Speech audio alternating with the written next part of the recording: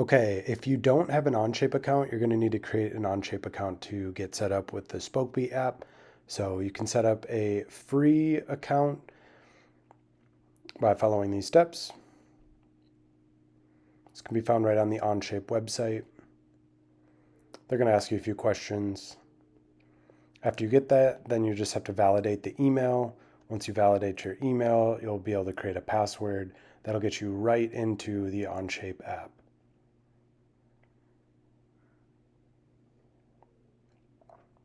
After that, we want to go to the Onshape App Store. This is going to open up a new tab, and we've added you to the Spokebee test, so you should be able to find this in the App Store. If not, please reach out. We can make sure you have access. Just choose the Spokebee app.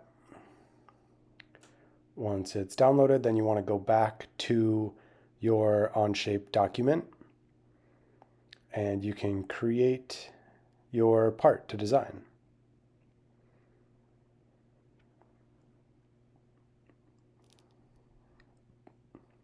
So now you can start designing.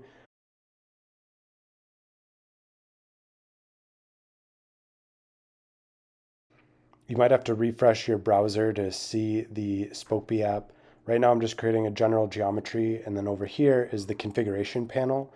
This is where you can add configurations to your storefront if you want them.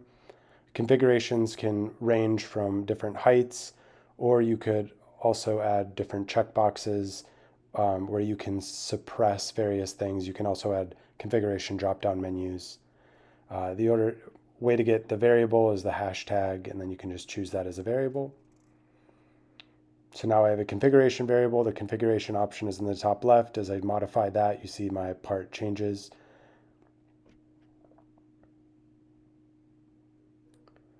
So now I'm just going to refresh the screen, and the app should show up here on the right-hand side of my screen. The little Spokebee icon, you can click on that. And this is going to prompt you to just fill out a little bit of information about your account. So you're authorizing access so we can use your account to launch the storefronts. And then we just need information, billing information, and shipping information. We will be sending money if products are sold, so we need accurate information there so we can send you guys the money as products are sold. Then it's going to launch you right into the product building page where you can add a title, you choose a category, add a description, and choose an image. The image will go at the very bottom. For the integral number, if it needs to be a whole number like a pattern, you can choose 1, but in this case, it's a height, so you can choose 0.1 there. Next slide is the manufacturing method. We will be modifying these materials over time. Not all those can be 3D printed, but we will be updating those over time. So choose the materials, but we might just have some recommendations on materials for you. We could talk about that. Choose the margin.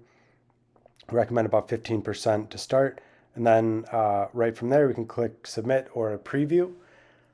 This is going to give you a preview of your storefront page and the different renderings of that product.